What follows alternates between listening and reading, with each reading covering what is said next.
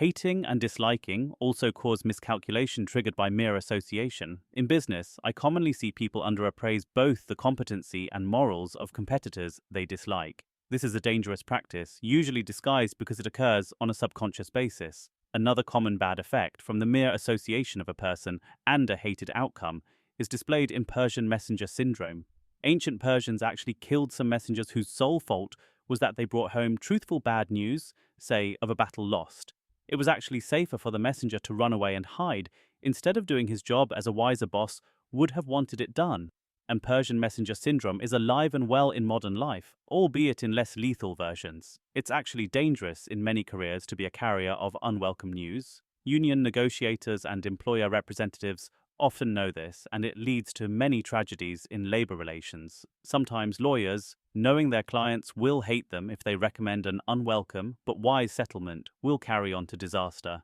Even in places well known for high cognition, one will sometimes find Persian messenger syndrome. For instance, years ago, two major oil companies litigated in a Texas trial court over some ambiguity in an operating agreement covering one of the largest oil reservoirs in the Western Hemisphere. My guess is that the cause of the trial was some general counsel's unwillingness to carry bad news to a strong-minded CEO. CBS, in its late heyday, was famous for occurrence of Persian messenger syndrome because Chairman Paley was hostile to people who brought him bad news. The result was that Paley lived in a cocoon of unreality, from which he made one bad deal after another, even exchanging a large share of CBS for a company that had to be liquidated shortly thereafter.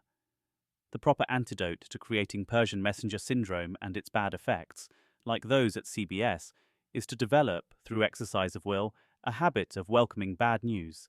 At Berkshire, there is a common injunction: always tell us the bad news promptly. It is only the good news that can wait. It also helps to be so wise and informed that people fear not telling you bad news because you are so likely to get it elsewhere. Influence from mere association tendency often has a shocking effect that helps swamp the normal tendency to return favor for favor. Sometimes, when one receives a favor, his condition is unpleasant due to poverty, sickness, subjugation, or something else. In addition, the favor may trigger an envy-driven dislike for the person who was in so favorable a state that he could easily be a favor giver. Under such circumstances, the favor receiver, prompted partly by mere association of the favor giver with past pain, will not only dislike the man who helped him, but also try to injure him. This accounts for a famous response, sometimes dubiously attributed to Henry Ford. "Why does that man hate me so? I never did anything for him."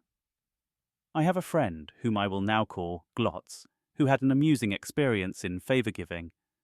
Glotz owned an apartment building that he had bought because he wanted, eventually, to use the land in different development.